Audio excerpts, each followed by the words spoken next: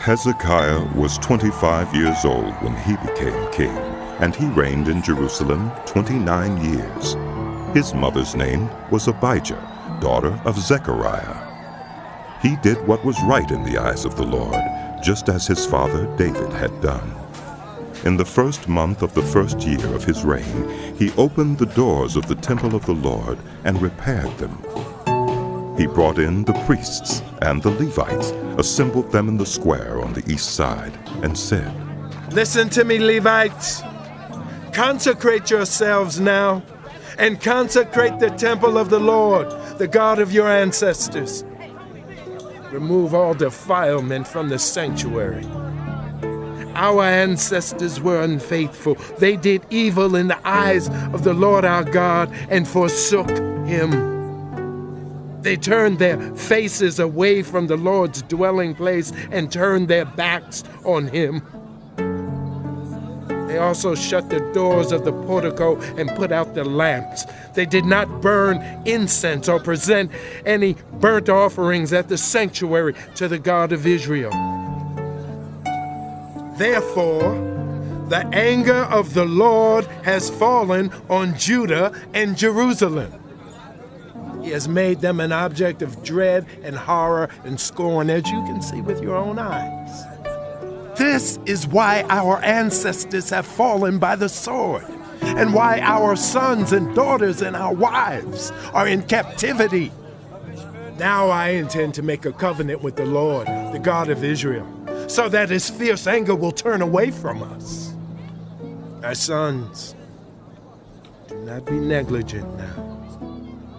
For the Lord has chosen you to stand before him and serve him, to minister before him and to burn incense." Then these Levites set to work. From the Kohathites, Mahath, son of Amasai, and Joel, son of Azariah, from the Merarites, Kish, son of Abdi, and Azariah, son of Jehalalel. From the Gershonites, Joah, son of Zimmah, and Eden, son of Joah. From the descendants of Eluzaphan, Shimri, and Jeiel. From the descendants of Asaph, Zechariah and Mattaniah. From the descendants of Heman, Jehiel and Shimei. From the descendants of Jeduthun, Shemaiah and Uzziel.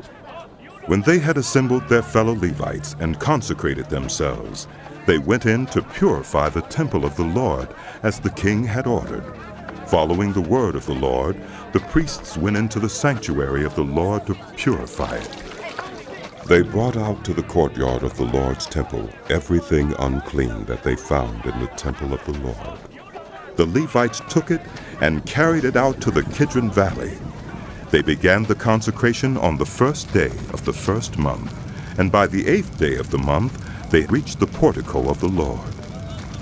For 8 more days they consecrated the temple of the Lord itself, finishing on the 16th day of the first month.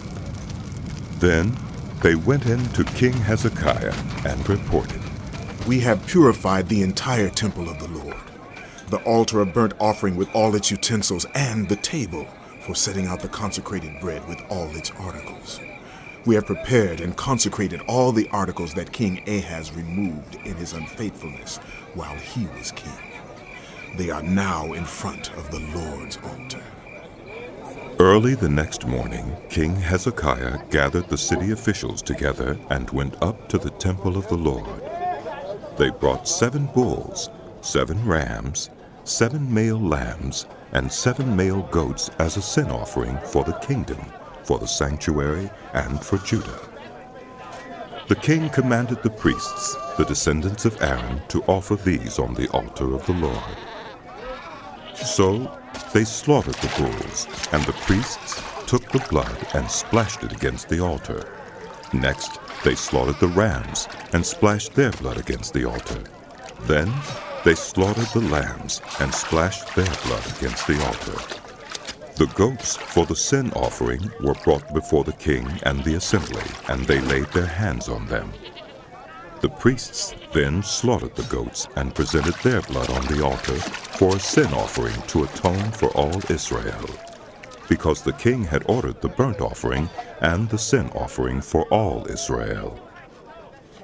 He stationed the Levites in the temple of the Lord with cymbals, harps, and lyres, in the way prescribed by David and Gad, the king's seer, and Nathan the prophet. This was commanded by the Lord through his prophets. So the Levites stood ready with David's instruments, and the priests with their trumpets. Hezekiah gave the order to sacrifice the burnt offering on the altar. As the offering began, singing to the Lord began also, accompanied by trumpets and the instruments of David, king of Israel.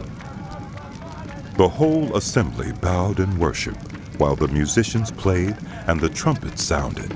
All this continued until the sacrifice of the burnt offering was completed. When the offerings were finished, the king and everyone present with him knelt down and worshipped.